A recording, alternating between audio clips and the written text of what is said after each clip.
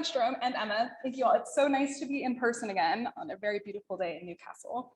So as Jerome mentioned, what I'm presenting today is part of my dissertation, which has narrowed since COVID slightly to just look at the burial practices of people who are not born in Athens, but who died in Athens, and cases where we have gravestones with their names, and also the burial, so I'm an archaeologist.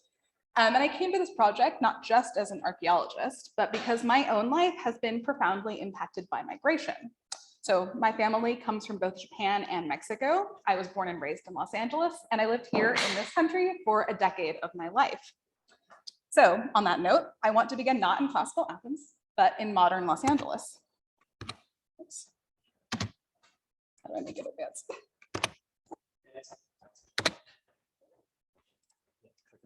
Yeah, just switch over the video. Oh. Yep. There we go. Okay. Modern Los Angeles. On the left is the grave of my grandmother, Camille Ogawa.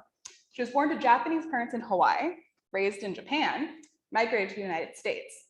And when she died in 2017, just as I was starting my dissertation, I found myself wondering how an archaeologist would interpret her burial. So almost everything about this is typically American. The style of the gravestone, the simple cremation urn, and especially the Los Angeles Dodgers baseball t-shirt that I put inside. An archaeologist would probably characterize her as completely assimilated into American society. So her identity as a migrant is only suggested by her name. Yet this burial belongs to a woman who never spoke English and who often completely refused to eat American foods. So I wondered, how have archaeologists studied the burials of those who are born not in the same place where they died? Okay, so while the literature pertaining to death and burial in the archaeological theory is vast, there's two main strands that I think are important here. The first focuses on internal social dynamics, so identifying different positions held in a single closed society, whether by rank, status, gender, age, or occasionally based on the manner of death, such as those who died in battle. And the second prominent strand focuses on inheritance and genealogy. So here discussions of ancestors, those who may legitimize claims to land or other critical resources, are especially important. Okay, but what about migrants? They come from outside a particular community and they do not have their own ancestors in the landscape. They've not really been considered in either approach. So migration is often used as an explanation that accounts for any changes in material culture, but the actual process of migration and the lived experiences of migrants themselves is comparatively understudied. And because of this, different archaeologists use different criteria by which we identify or find migrants in the material record of their burial. So here's an example of the most common approach, using 3 different burials from the Archaic, Kerameikos, and Athens, and these do not have gravestones associated with them. Camille, yeah? Sorry, could we get the PowerPoint shared to the Zoom? Get the what? The PowerPoint isn't being shared to the Zoom room. Oh, it's not being Sorry, shared. it's Debbie, by the way. Sorry. I can tell. Yeah, it's okay. Oh. That's my mistake. Oh, okay. That's my mistake. That's basically what we used to do. So you need to expand it. Thanks, Debbie. I'm an idiot actually. No, it's fine. There we go. Okay. Okay, so now it shows. Sorry. Right, you should be able to. Can you see now? Yes. Okay, I'll just pick up where I was. Okay, sorry, there was a couple of slides I missed. Okay, so here's an example of the most common approach, using 3 different burials from the Archaic, Kerameikos, and Athens. So these do not have gravestones associated with them. Okay, right. So based on the objects found in each grave, so just the objects, the excavators have proposed that they belong to migrants. So from East Greece, Euboea, and Corinth, respectively, because that is where the majority of the ceramics in each of these graves come from. The pitfalls of this approach are quite apparent. Using these criteria means we're only able to identify migrants from places that have recognizable imports, so like East Greece, Euboea, and Corinth. So this approach also perpetuates the assumption that pots can equal people, that we can draw a straight line between objects and cultural identity. So other archaeologists have put more emphasis on the treatment of the body, so inhumation versus cremation, or the form of the burial monument, such as the construction of a tumulus. So a wide range of criteria have been used. They vary from publication to publication, but the general idea is that the more different a burial is, the more likely it is to belong to a migrant. But the flip side of these assumptions is that migrants who are buried using materials and practices local to the place of death essentially remain archaeologically invisible. Migrants who do not use material culture from home are often described as assimilated, a term which suggests a complete loss or erasure of their cultural identity and personal histories. But we don't actually know if ancient migrants were able to, or even interested in, replicating the burial practices of their homes. And by assuming that migrants will enact the same rituals in the exact same ways, we deny them the possibility to make active choices to adapt, or abandon funerary practices. So to think about new ways which we can approach the ancient world, I've been looking at contemporary anthropological and sociological research on migrant funerals, which in itself is actually a relatively new field. So these studies on the intersection between migration and death have revealed that migrants rarely replicate burials from their homes perfectly. Burial customs are significantly more adaptable than archaeological approaches might suggest. According to the sociologist Shirley Firth, migrants are particularly able to make creative compromises in death rituals. And the reasons for these compromises are vast. They could be pragmatic, so maybe certain practices are forbidden under local legislation, or maybe certain materials needed for the funeral are simply not available. Intersecting factors such as age, gender, status, or perhaps their relationships with local religious, social, or occupational groups are also important. And finally, every episode of migration is unique. People may come with their families, or they may come as part of a larger community. They may be fleeing warfare or civil conflict, or they maybe are simply seeking out better economic opportunities. I think it's really important to remember that the option to maintain practices from home may not even be available to all migrants, such as those who are traveling alone, or perhaps who have limited resources at their disposal. So rather than simply trying to find migrants archaeologically, or focusing on questions of otherness versus assimilation, we need to also consider the range of intersecting aspects of identity and the specifics of the migration event.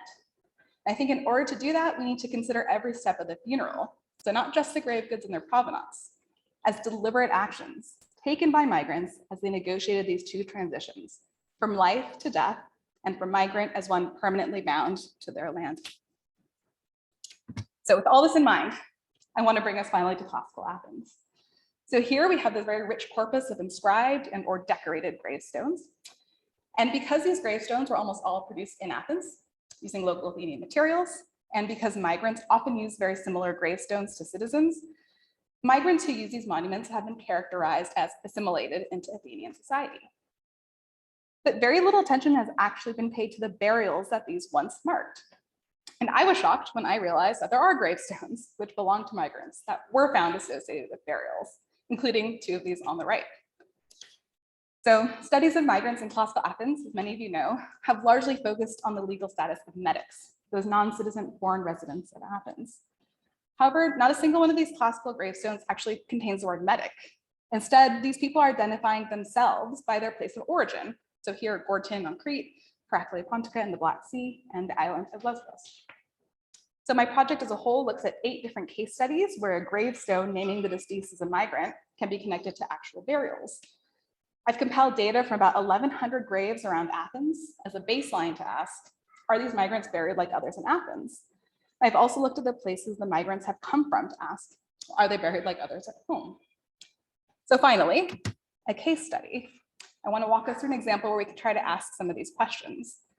So this is Hephaestus from Chios. He was buried around 430 BC in the eastern necropolis of Athens, around modern Syntagma Square. So this burial was found in a rescue excavation of a large classical burial plot in the 1920s and recorded with its gravestone in situ.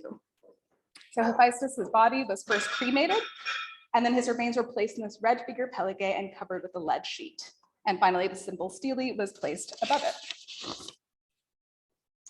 So you can see the grave stele made of Pentelic marble, which is now in the Epigraphic Museum. On the right is the red figure pelage that held his ashes, now in the National Archaeological Museum. One side shows 3 standing youths, and the other a scene of either Achilles receiving his armor from Thetis, or perhaps a more generic scene of a warrior preparing to depart. And unfortunately, I don't know the whereabouts of the lead sheet or of the skeletal remains. But without this inscription explicitly naming Hephaestus as a Chian, archaeologists would never have known this burial belongs to a migrant. Both the grave stele and the cremation urn are made of local Athenian materials. There are no Chian objects at all. Okay, so moving away from the provenance of the objects, is there anything we can say about the style of the burial? Is this urn cremation typically Chian or typically Athenian? Unfortunately, there are no systematic excavations of classical cemeteries on Chios, so we only have rescue excavation data.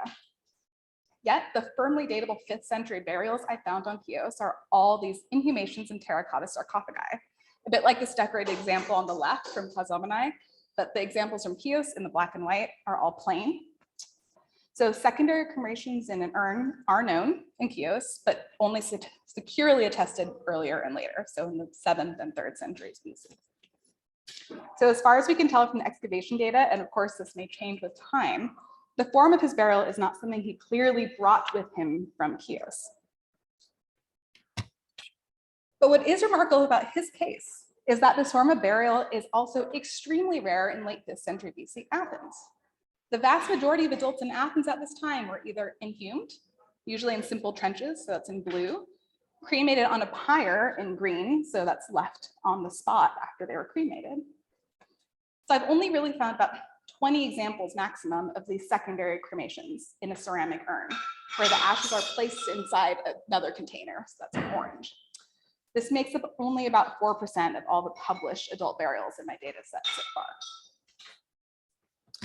So these urn cremations in ceramic vessels are also geographically clustered. So we have 2 distinct spots. So within the Kerameikos Archaeological Park, they all come from one very small corner of the site.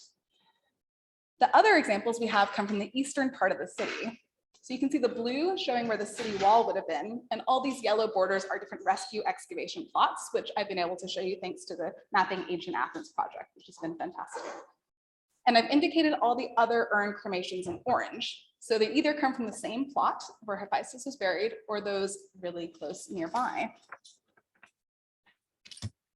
Along with secondary cremation in ceramic urns, there also are a small number of these cremations in bronze urns in classical Athens, like this example from 420 BC in the Kerameikos.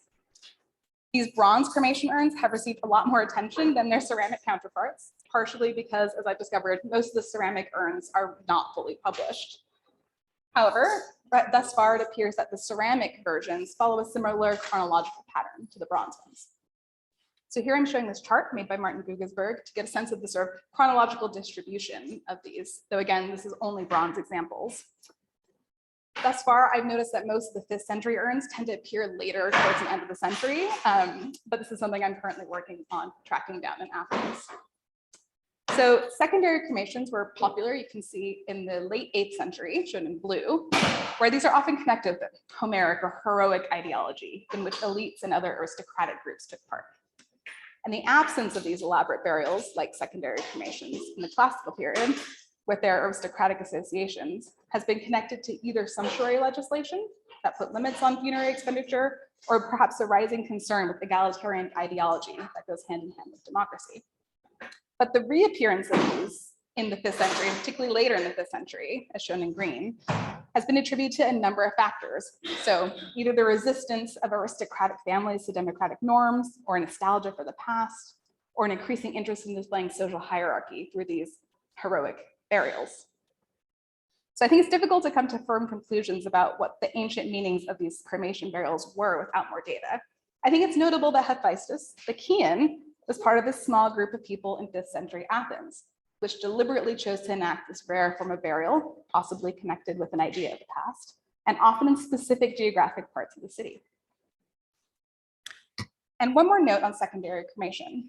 If in Athens this form of burial had associations with the past, this may also have been true in Chios. Here in the Rosari necropolis, we have several cremation urns and offering places that date to the 7th century BC, which seem to be replaced later in the 6th and 5th century with those sarcophagi that I showed you. So for both Hephaestus the Chian and for Athenians, the cremation urn could well have held similar associations as a form of burial known from the past. They may have even shared certain understandings, memories, and stories about these cremations, even across the Aegean. So finally, there's one last aspect of Hephaestus' burial to consider, his gravestone. Notably, his is one of the earliest in the sequence of the classical period grave monuments. There's a gap in the production of grave stele between about 480 and 430 BC. And his is one of the only 40 examples that have been dated on the basis of the letter forms to around 440, 420, in this very early period before the figural gravestones start being produced. So similar reasons for the lack of secondary cremation have also been proposed for the lack of gravestones, that perhaps sumptuary legislation or social norms related to egalitarian ideals prevented them being constructed. But what's so interesting about these early simple gravestones, as shown by Karen Steers, is that almost half of them belong to non-Athenians. She further suggests that legal or social norms which discouraged or prohibited citizens from erecting grave stelae were not applicable, or perhaps simply not followed by migrants. So perhaps then these migrants were more likely to be innovative in their funerary monuments, to be able to enact these creative compromises in their burials that Shirley Firth had suggested. But it's important to remember all of the intersecting aspects of Hephaestus' identity and why he might have been able to be buried this way, to try to imagine this world he was navigating. The Athens and Chios were closely allied through the 5th century BC until the Chians revolted in 412. But this is probably after Hephaestus died, so we have to imagine what the relationship was like before. We know that the Chians joined the Athenian fleet on a number of occasions, including in 440 BC against their own neighbors, the Samians. Several literary sources mention Chios as a particularly important ally to Athens, or in T.J. Quinn's words, Athens represented her as conspicuously loyal. And in the same period, the evidence from transport amphoras suggests the economies of Athens and Chios were closely linked. Chian transport amphora are one of the most common forms found in the Athenian agora in the 5th century BC, reaching their peak around the 3rd quarter of the century, around the time when Hephaestus died. And given these close commercial connections between Athens and Chios when he died, Hephaestus probably did have access to Chian material culture for his burial if he desired. So I find it more notable that he apparently did not request it. So we need to remember that Hephaestus was an adult Greek-speaking male who came from a place that was both commercially and militarily important to Athens, and whose citizens we could assume were probably held in relatively high regard. As Tim Shea has demonstrated, all these early migrant gravestones, the ones that date to before the Peloponnesian War, represent people who came from places that were allies of Athens. So perhaps at this time, the only migrants who were able to mark their burials with an inscribed gravestone in Athenian cemetery were those who came from allied places. So Hephaestus would likely have had privileges that other migrant groups, so women, children, refugees, individuals from non-Greek speaking areas or places not allied with Athens, certainly would not. So it's perhaps these privileges, combined with his freedom as a migrant to act outside of legal or social norms, that can help us better understand his unusual form of burial. So to conclude, I hope the story of one man demonstrates how we can complicate the typically straight line drawn between material culture and identity, particularly in situations of migration and mobility. Going beyond just the provenance of objects in the grave, we can also gain insights from the form of the burial, the placement of the grave, and how it relates to other funerals that take place at the same time. So importantly, various aspects of identity, like gender, age, and status, along with the circumstances of the migration event, need to also be considered to understand what types of choices and materials practices each individual community had access to, and which choices they made. And of course, the dead don't bury themselves. Hephaestus' burial is a testament to the fact that he had a community around him, which took the time and effort to enact an unusual form of burial, to place him in a specific cemetery, and to procure a grave stele for him at a time when they were not widely produced. This community may possibly have contained other migrants who were similarly free from Athenian social norms to begin enacting their own customs that better reflected their new circumstances, rather than just continuing traditions from home. Migrants, who must be adaptable as they navigate new cultures and experiences, may in fact be in the best position to innovate and create. So we'll never know exactly who Hephaestus was or why he came to Athens. But I hope that by looking closely at how he was treated upon his death, we can come to a richer understanding of his life, and by extension, I hope, better consider how we approach the lived experiences of other migrants in the ancient Greek world. Thank you.